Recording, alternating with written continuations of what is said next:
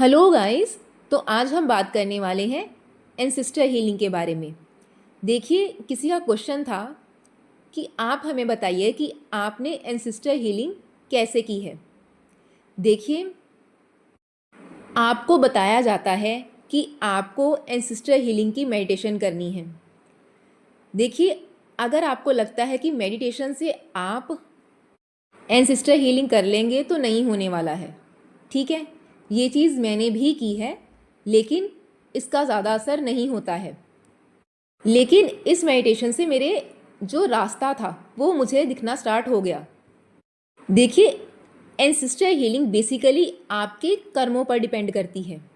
यहाँ पर आपको प्रॉपरली अपने कर्म देने पड़ते हैं अपने एंसेस्टर्स को। ठीक है, तो इसके लिए सबसे पहले आपको सात्विकता में उतरना पड़ेगा।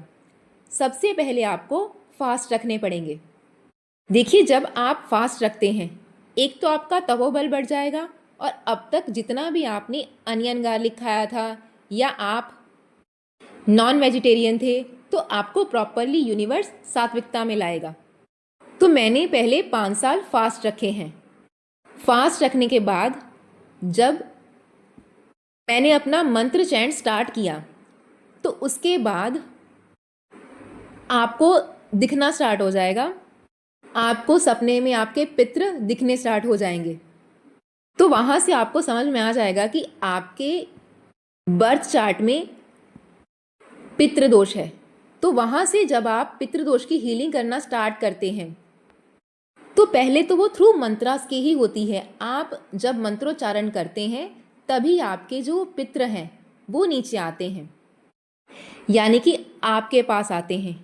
सडनली आपको क्या दिखेगा, आपकी जो टेरेस है वो पूरी की पूरी कौवों से भर गई है।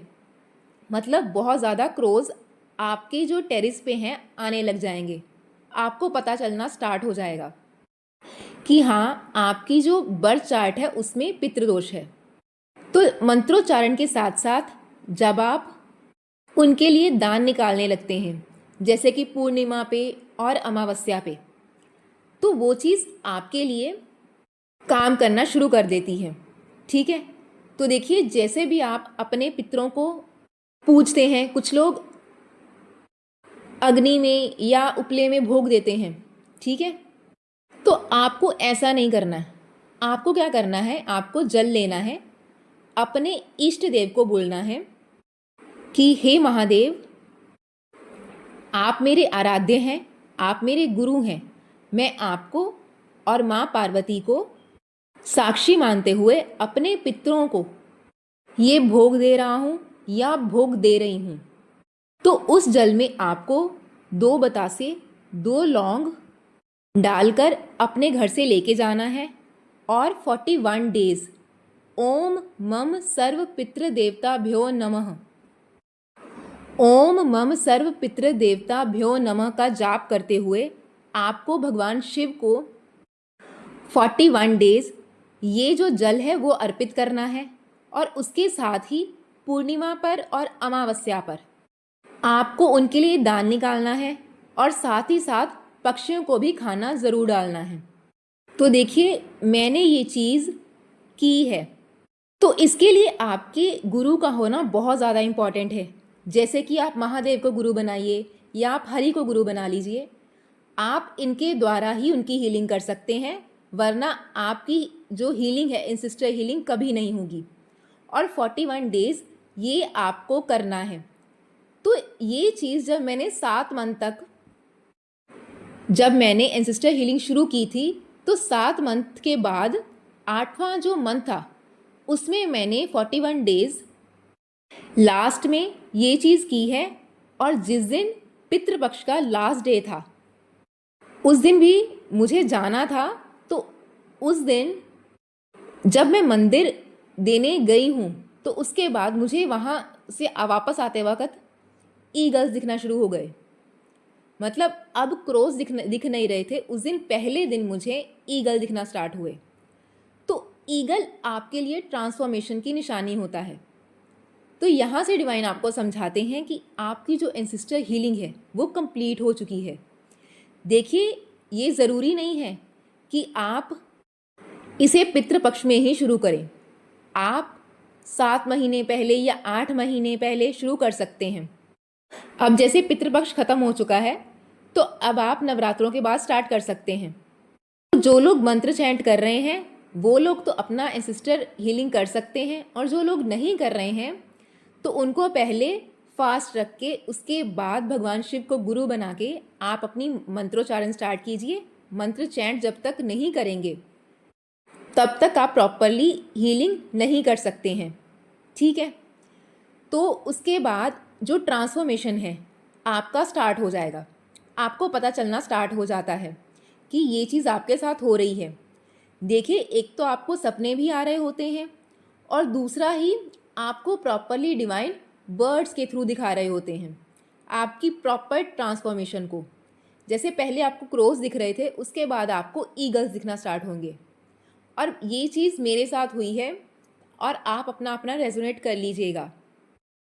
और ये चीज़ मैंने प्रॉपरली की है।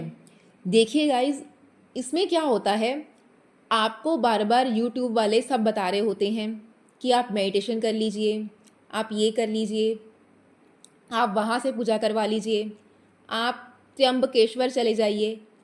देखिए, डिवाइन आपसे कहते हैं कि ये जो जर्नी आपको मिली है ये आपको समर्पण की जर्नी मिली है, क्योंकि आप स्पिरिचुअल हैं। आप लड़की हैं या आप लड़का हैं, आप जेंडर मैटर नहीं करता है। आपको ये नहीं सोचना है कि मैं तो लड़की हूँ तो मुझे ये चीज़ नहीं करनी है। तो देखिए, ट्विन फ्लेम कर्स्ड होते हैं और ये कर्ज आपको चुकाना ही पड़ेगा। आपने अपने जिस परिवार में जन्म लिया है उसका आपको ऋण देना ही पड़ता है। आप स्वामी योगानंद जी को पढ़ लीजिए, आप कहीं भी पढ़ लीजिए, आपको बताया जाता है कि जब तक आप पितृ ऋण नहीं चुकाते हैं तब तक आपके लिए कोई भी चीज़ ना तो मैनिफेस्ट होगी और ना ही आपका जो पार्टनर है वो आपकी तरफ देखेगा, ठीक है। तो जब आप अपने पार्टनर को अट्रैक्ट करना चाहते हैं, अपने ट्रू लव को मैनिफेस्ट करना चाहते हैं, तो एंसेस्टर हीलिंग आपके लिए इम्पॉर्टेंट होती है। तो मैं आपको बार बार बता रही हूँ कि आपको गलती नहीं करनी है। सबसे पहले फास्ट रखने हैं, उसके बाद ही आपको मंत्रोच्चारण के लिए माला उठानी है। देखिए, ये रास्ता लंबा ज़रूर होता है लेकिन बिल्कुल सही दिशा में होता है, आपको प्रॉपर वहीं तक पहुँचाएगा। आप बार बार गलतियाँ करते हैं, आपसे जो भी कहता है मेडिटेशन कर लीजिए। देखिए, मेडिटेशन से होता है लेकिन वो तब होता है जब आपके अंदर ऊर्जा होती है। मंत्रोच्चारण के साथ आपने अपना तपोबल और आपने अपनी एनर्जी क्लेंस की है, तभी जाके हीलिंग पॉसिबल होती है। तो डीएफ्स, आपको अपने ऊपर पूरा ध्यान देना है और आसपास की चीज़ों पर नज़र रखनी है। जब आप ऐसा करना स्टार्ट करेंगे तो प्रॉपरली आपकी हीलिंग स्टार्ट हो जाएगी। और आपके साथ जब डिवाइन चलते हैं तो आपकी हीलिंग स्टार्ट हो जाती है और आपको ट्रांसफॉर्मेशन में डाल दिया जाता है। उसके बाद ही जब आप ट्रांसफॉर्म होते हैं उसके बाद ही आपके मनी ब्लॉकेजेस हील होंगे और उसके साथ ही आपका जो करियर है वो भी ग्रो करना स्टार्ट कर देगा। तो आई होप आपको मेरी बात समझ में आई होगी। Thank you.